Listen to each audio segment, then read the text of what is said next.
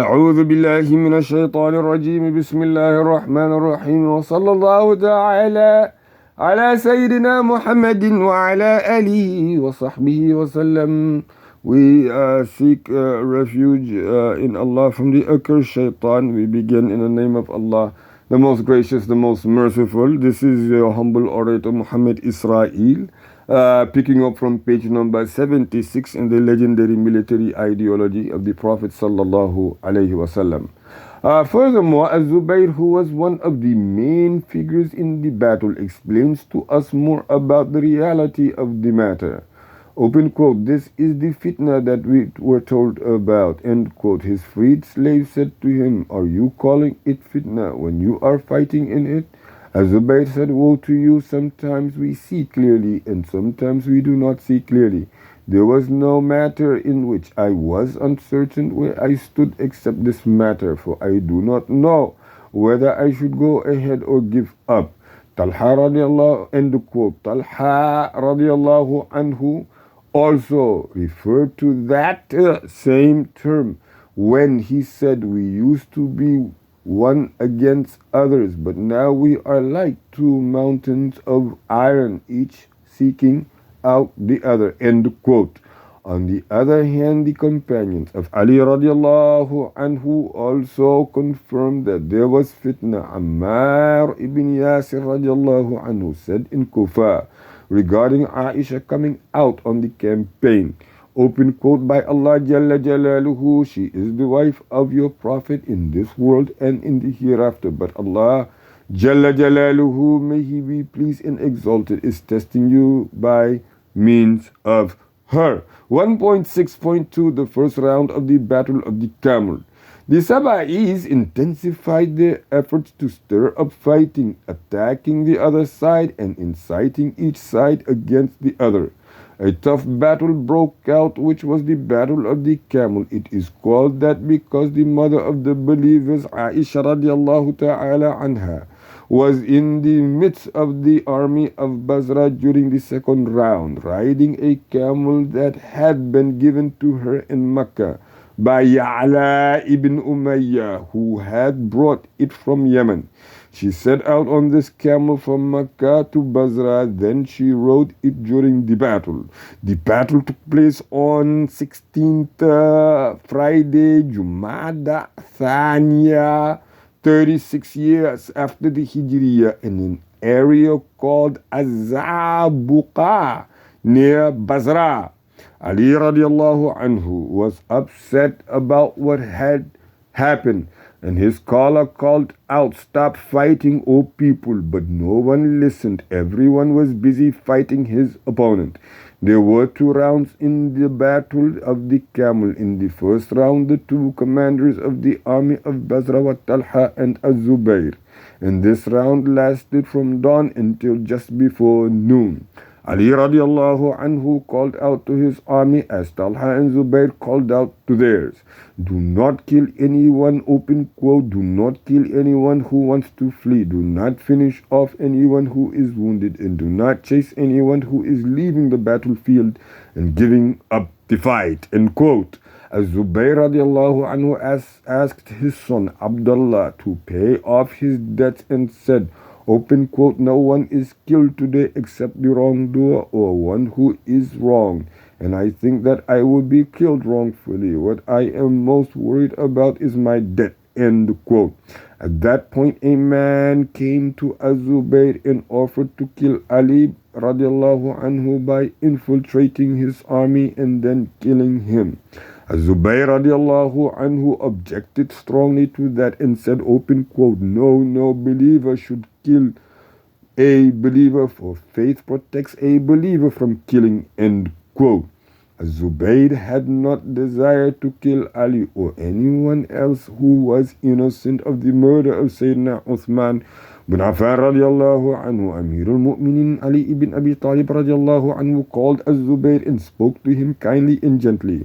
It was said that he reminded him of the hadith that he had heard the Messenger of Allah sallallahu alayhi wasallam, who had told Az-Zubayr, open quote, "You are going to fight him meaning Ali unlawfully, end quote. This hadith has no sound chain of narration, though. Some reports explain that the reason why Az-Zubayr left just before the battle was because he realized that Ammar ibn Yasir radiallahu anhu was on the other side. Even though he did not narrate from the Messenger of Allah sallallahu alayhi wasallam the hadith which he says, open quote, Ammar will be killed by the group that is in the wrong, end quote.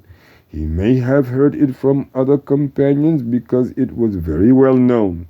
Some reports give as the reason for his leaving, or some reports give such as the reason for his leaving, his doubt as to whether his stance towards this turmoil or fitna, as he called it, was correct. According to another report that suggests his reason for leaving, Ibn Abbas radiallahu anhu reminded him of his blood ties with Ali ibn Abi Talib radiallahu anhu by saying, open quote, how would Safiya bint Abdul Muttalib feel if you fought Ali ibn Abi Talib ibn Abdul Muttalib with your sword, end quote. Whatever the reasons, Az-Zubayr left the battlefield and was met by Ibn Jarmuz, who killed him, as we shall see in details later on. Az-Zubayr radiallahu anhu was aware of his goal, which was to set things straight, but when he saw that fighting had broken out, instead of peace he left and did not fight.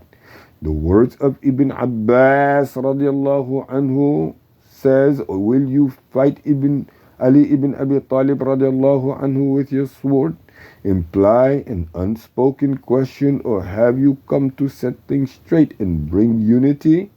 As a result of this conversation, Az-Zubayr left the battlefield and departed. Perhaps numerous interconnected factors played a role in his decision to, abandon the battlefield.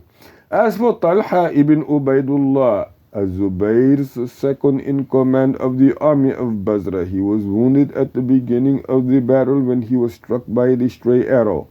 It is well known who shot it, but it was a direct hit and caused him to bleed heavily. His soldiers said to him, O Abu Muhammad, you are wounded. Go in among their houses so that you can be treated. Talha said to his slave, carry me and look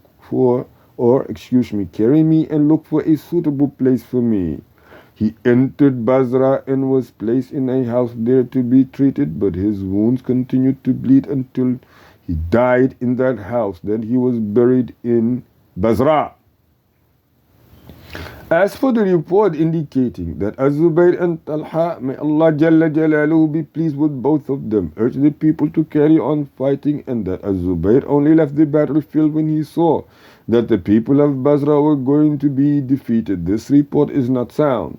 It is contradicted by that which is proven on the dignity and sound character of the companions of the Messenger of Allah sallallahu alaihi wasallam. It is also contrary to the sound reports stating that the army of the Camel only went out to set things straight and bring about reconciliation. How could this alleged acting of Az-Zubayr be in harmony with the aim for which he left Mecca and went to Basra, namely to set things straight among the people? In fact, the attitude of Az-Zubayr radiallahu anhu was one of the keenness to set things straight up to the very last moment. Al-Hakim, through Abu Harb ibn Abil Aswad ad-Du'ali, narrated that Az-Zubayr radiallahu anhu strove to bring about reconciliation between these sides, but when the battle began and chaos prevailed, Az-Zubayr left the battlefield, as did Talha. He had come to set things straight, not to shed blood. With regard to the killing of Talha ibn Ubaidullah, that occurred at the beginning of the battle, as was clearly stated by Al-Ahnaf ibn Qais. Inshallah, we will end this one here on page number 79. in the paragraph, the second paragraph. سبحانك اللهم وبحمدك وتبارك اسم ربك تعالى جدك ولا إله غيرك ولا حول ولا قوة إلا بالله العلي العظيم. سبحان ربك رب العزة عما يصفون وسلام على المرسلين والحمد لله رب العالمين.